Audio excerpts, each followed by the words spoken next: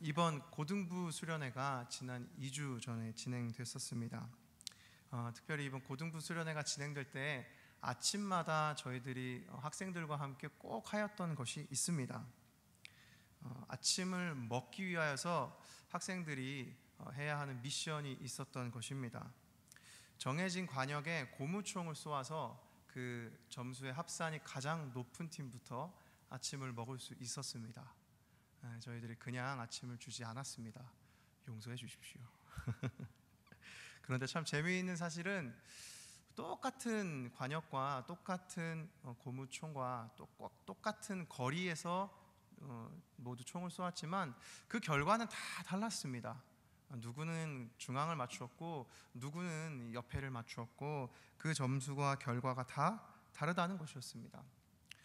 왜 모두 동일한 환경에서 사격을 하였는데 이처럼 다른 결과가 나오게 되었던 것일까요? 그것은 그들이 관역을 조준하는 사람마다 다 다르게 조준을 하고 그 초점이 다 다르게 맞춰져 있었기 때문입니다.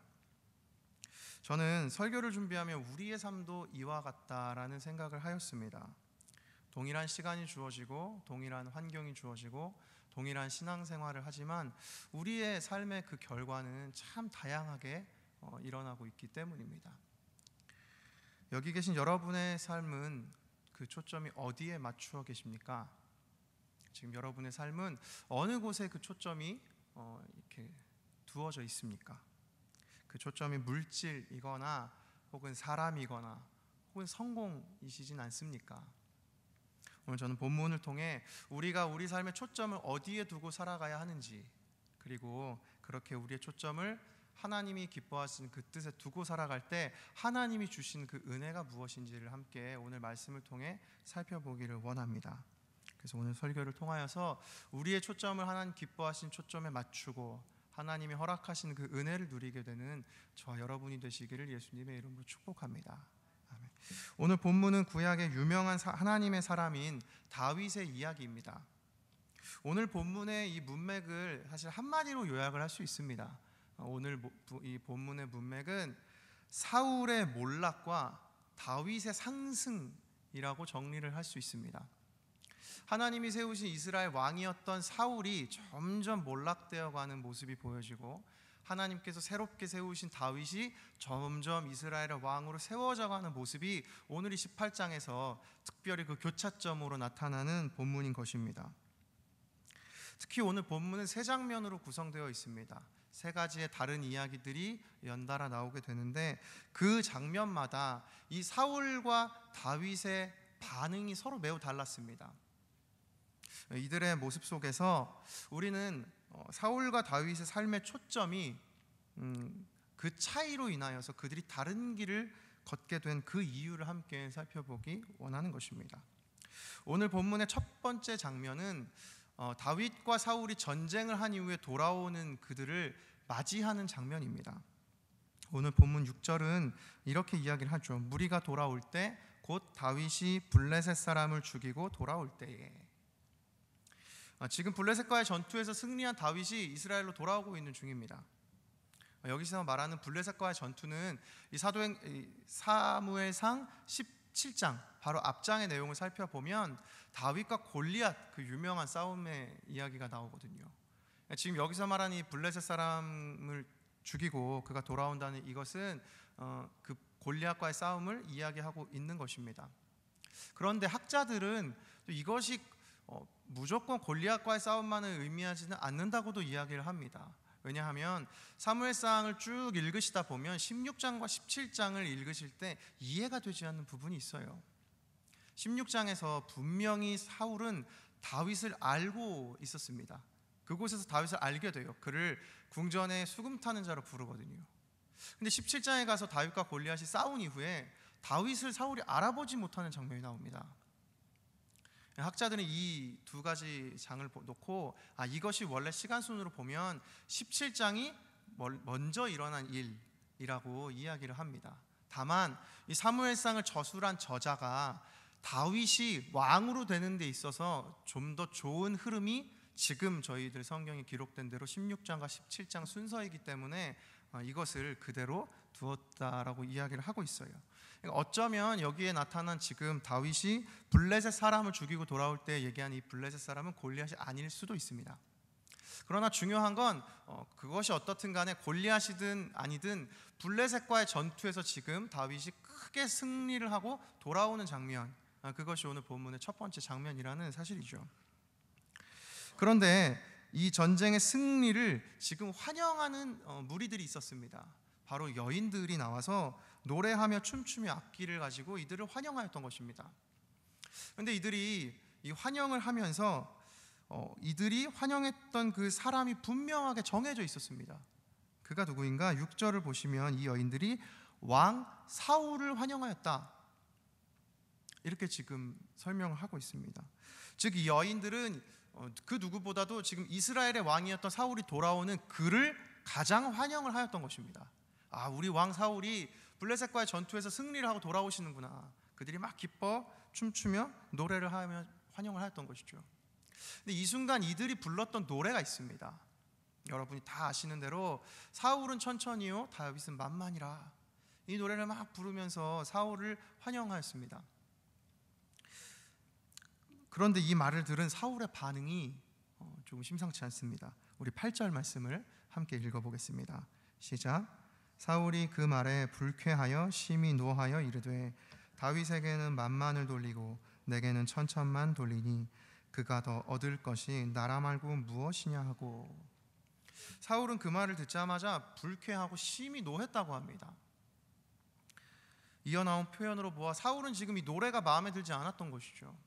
다윗은 천천, 그러니까 수천 명, 사울은 천천, 사울이 수천 명을 죽이고 다윗이 지금 수만 명을 죽였다라고 여인들이 노래하는 그 자체가 사울이 보는 입장에서는 굉장히 못마땅했던 것입니다.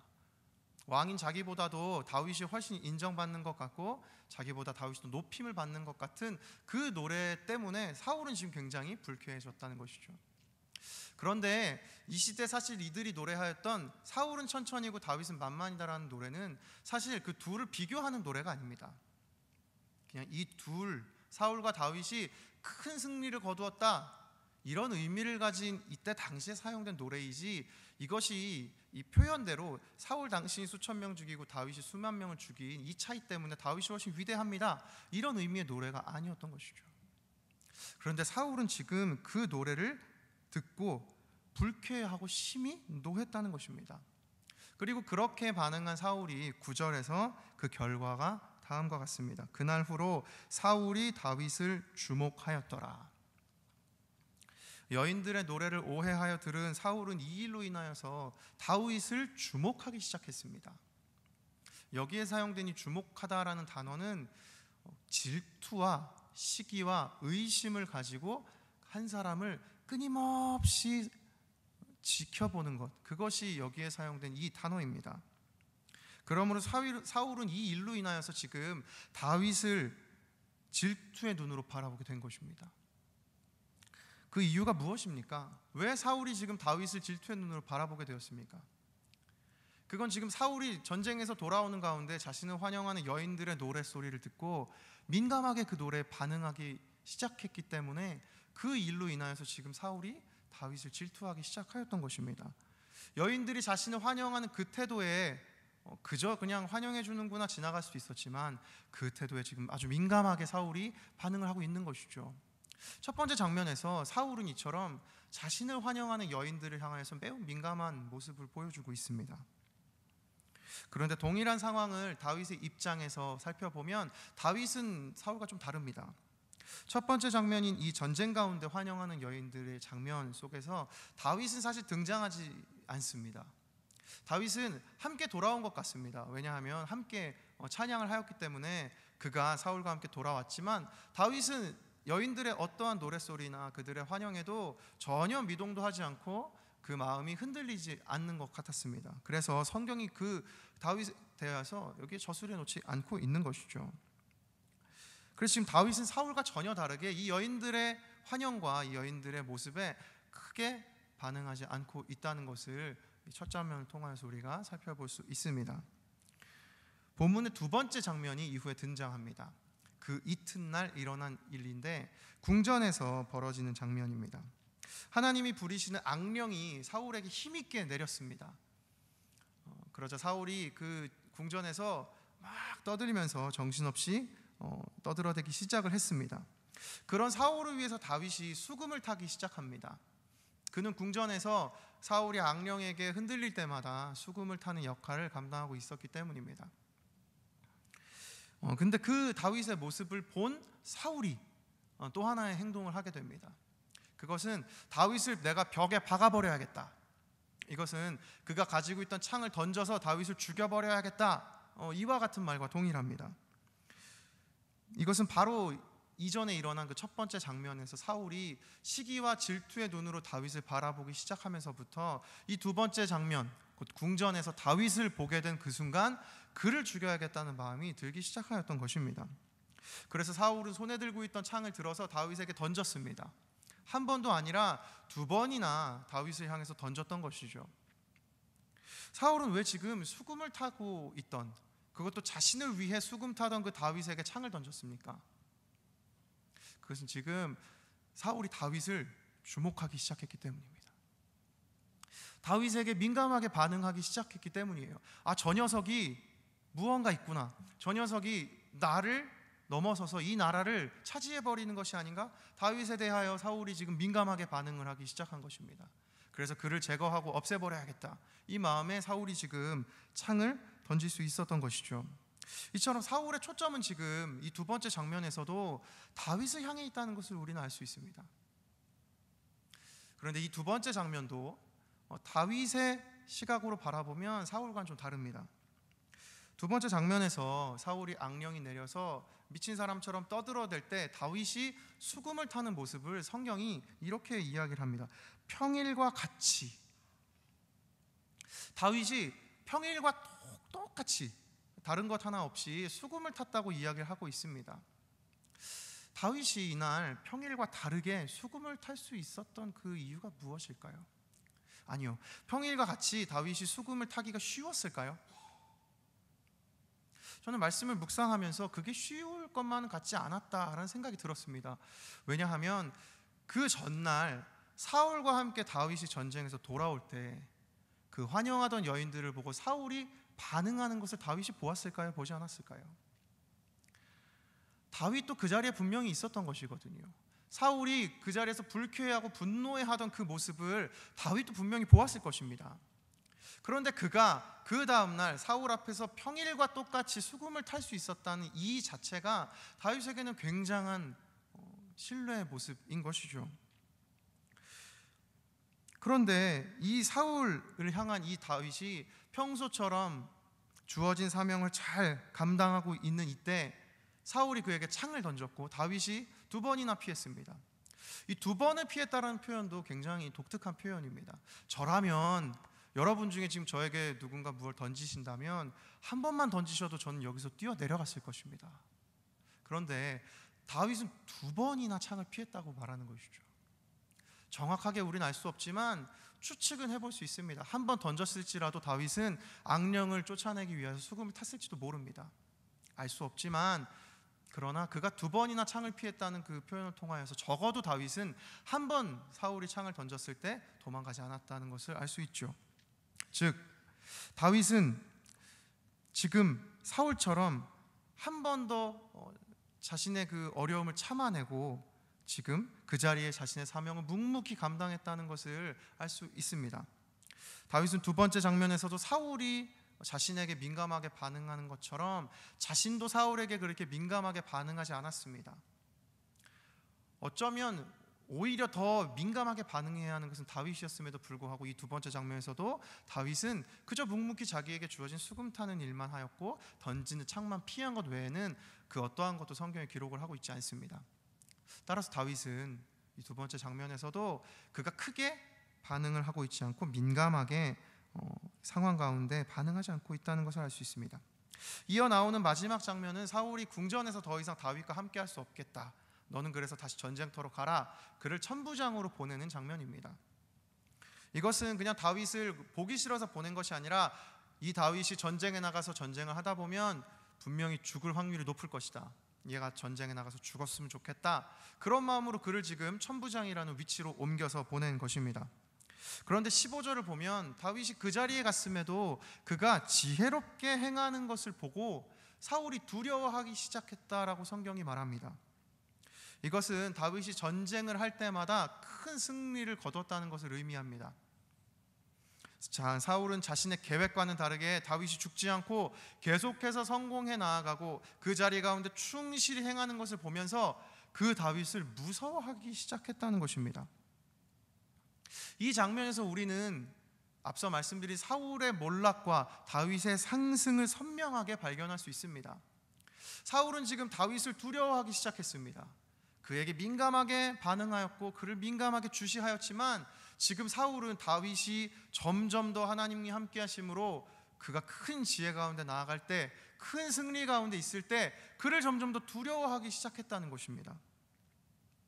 그리고 그로 인한 결과가 16절에 나타났습니다. 함께 16절 말씀을 읽어보겠습니다. 사무엘상 18장 16절 시작. 온 이스라엘과 유다는 다윗을 사랑하였으니 그가 자기들 앞에 출입하기 때문이었더라. 사울은 다윗과 하나님이 함께 하심을 보고 다윗을 더욱더 두려워하기 시작했습니다. 그러나 다윗은 온 이스라엘과 유다에게 사랑을 받았다라고 오늘 성경이 이야기합니다. 저는 여기 말씀을 묵상하면서 참 재미난 아이러니를 발견했습니다. 사울은 자신이 사람들에게 인정을 받고자 사람에게 매우 민감한 모습을 보여주었습니다. 그 여인들에게 민감히 반응하였고 그가 대적이라 생각한 다윗에게 아주 민감하게 반응을 하였습니다.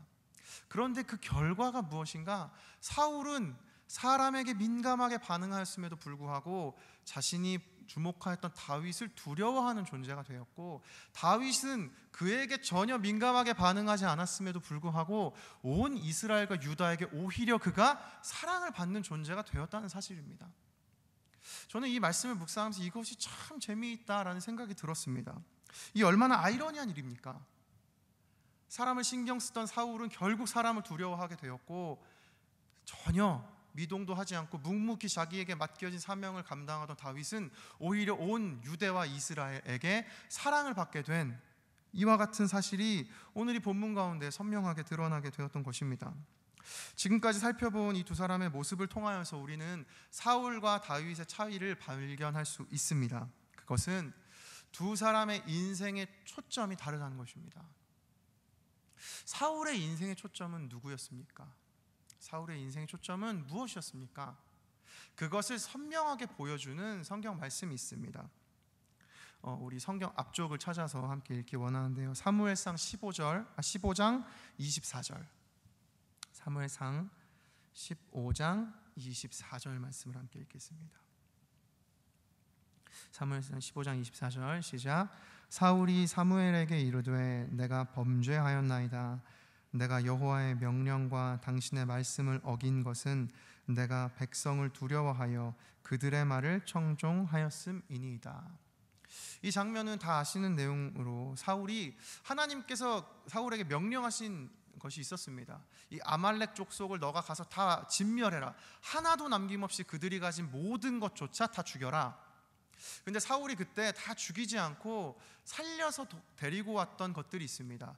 아주 좋은 품종의 소와 양은 그가 죽이지 않고 끌고 왔던 것이죠. 이걸 본 사무엘이 사울을 굉장히 다그쳤습니다. 그러자 그때 사울이 지금 이 본문에 나타난 이 변명을 하는 것입니다.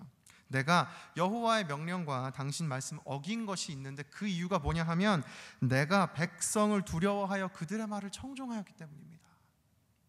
사울은 하나님께서 하신 말씀이 무엇인지 알았음에도 불구하고 그들의 백성의 말에 귀를 기울이다가 하나님의 말씀을 지키지 않게 되었습니다. 백성이 두렵고 사람들을 의식하여서 사울은 지금 하나님의 명령을 어기게 된 것입니다. 이것을 보면 사울의 인생의 초점이 하나님에게 있느냐 사람에게 있느냐, 이것을 우리가 확실하게 알 수 있습니다. 하나님의 말씀보다 사울은 그가 함께했던 사람들에게 더 그의 초점이 맞추어져 있던 것입니다.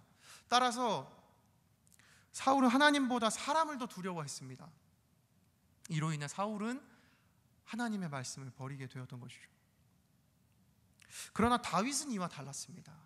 다윗은 오늘 본문을 통해서도 여인들에게도 사울에게도 민감하게 반응하지 않았습니다. 그는 그에게 다가오는 상황에 그가 적극적으로 능동적으로 반응하지 않았어요.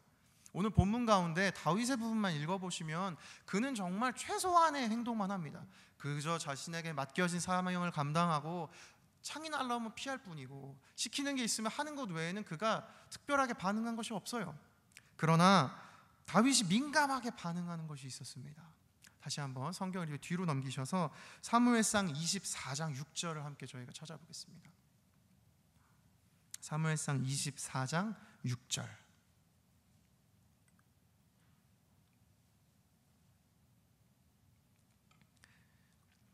함께 읽겠습니다. 자기 사람들에게 이르되 내가 손을 들어 여호와의 기름 부음을 받은 내 줄을 치는 것은 여호와께서 금하시는 것이니 그는 여호와의 기름 부음을 받은 자가 됨이니이라 하고, 사무엘상 26장 9절에도 비슷한 구절이 있습니다. 다윗이 아비새에게 이르되 죽이지 말라. 누구든지 손을 들어 여호와의 기름 부음 받은 자를 치면 죄가 없겠느냐. 다윗은 자신이 이후에 사울을 죽일 수 있는 상황에 2번이나 놓였었습니다. 그런데 그때마다 다윗이 했던 이야기가 저희들이 읽은 이 말씀입니다. 사울이 내 눈앞에 있고 나를 죽이려고 달려들었던 그 자가 나의 원수가 눈앞에 있음에도 다윗이 이야기했던 건 무엇인가? 어떻게 여호와께서 기름 부음 받은 자를 내가 죽일 수 있겠느냐?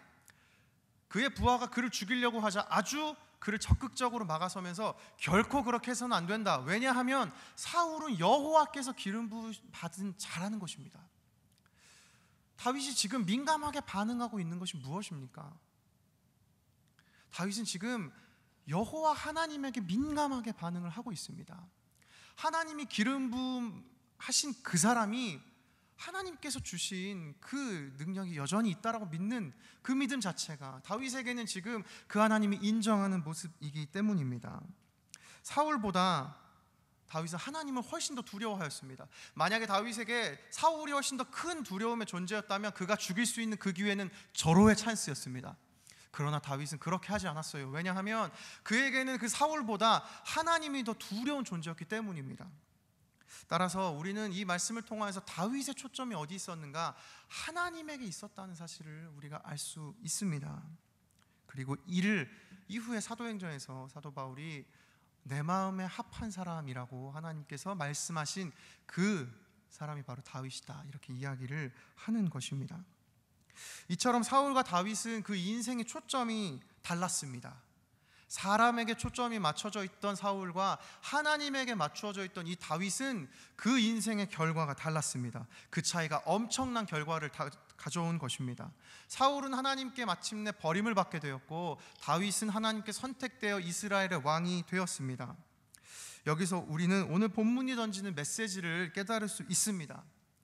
인생 가운데 우리의 초점이 어디에 있느냐, 그것이 우리의 인생을 결정한다는 것입니다. 그 초점이 사람에게 있느냐, 하나님에게 있느냐, 또 다른 것에 있느냐, 그에 따라 우리의 삶의 결과가 다르게 된다는 사실입니다. 그렇다면 여러분에게 한 가지 질문을 드리고 싶습니다. 어떻게 다윗은 그의 인생의 초점을 하나님께 맞출 수 있었을까요?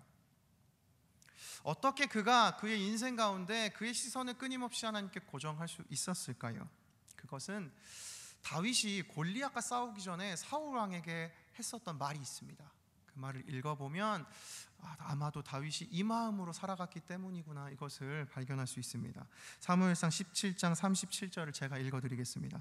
또 다윗이 이르되 여호와께서 나를 사자의 발톱과 곰의 발톱에서 건져내셨은즉 나를 이 블레셋 사람의 손에서도 건져내시리이다. 사울이 다윗에게 이르되 가라, 여호와께서 너와 함께 계시기를 원하노라. 다윗이 그의 인생의 초점을 하나님께 맞출 수 있었던 이유는 다윗이 그의 삶의 현장에 함께 하신 하나님을 기억했기 때문입니다.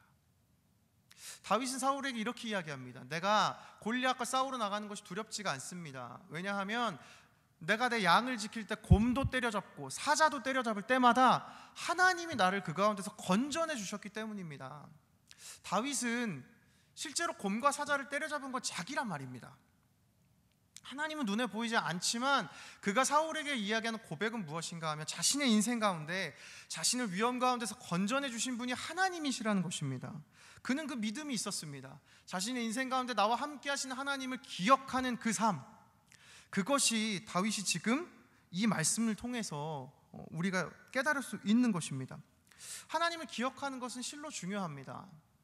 그래서 모세도 이스라엘 백성들에게 끊임없이 이것을 주문하였습니다. 가나안 땅에 들어가기 전에 그들에게 이와 같이 모세가 말합니다. 신명기 5장 15절에 너는 기억하라. 내가 애굽 땅에서 종이 되었더니 내 하나님 여호와가 강한 손과 편팔로 너를 거기서 인도하여 내었나니 그러므로 내 하나님 여호와가 내게 명령하여 안식일을 지키라 하느니라. 모세는 분명히 이야기하였습니다. 너희들 가나안 땅에 들어가면 하나님을 기억해야 한다. 요즘 저희들 사사기를 새벽기도 때 살펴보고 있습니다. 사사기 백성들이 어떻습니까? 그 땅에 도착하자마자 얼마 되지 않아 그들이 행했던 가장 큰 죄는 하나님을 잊어버리고 만 것입니다. 저와 여러분의 삶은 어떻습니까? 수요예배에 나오신 여러분들은 오늘 이 삶 가운데 하나님을 기억하시기 위하여 이 자리에 나오신 줄로 믿습니다.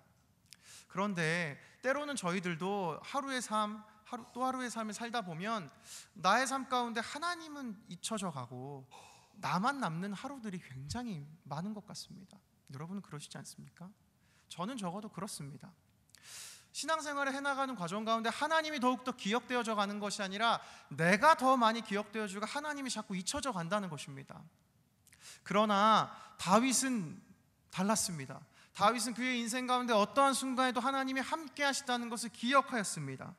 그러자 그가 그의 인생의 초점을 하나님께 끊임없이 고정하고 나아갈 수 있었던 것입니다.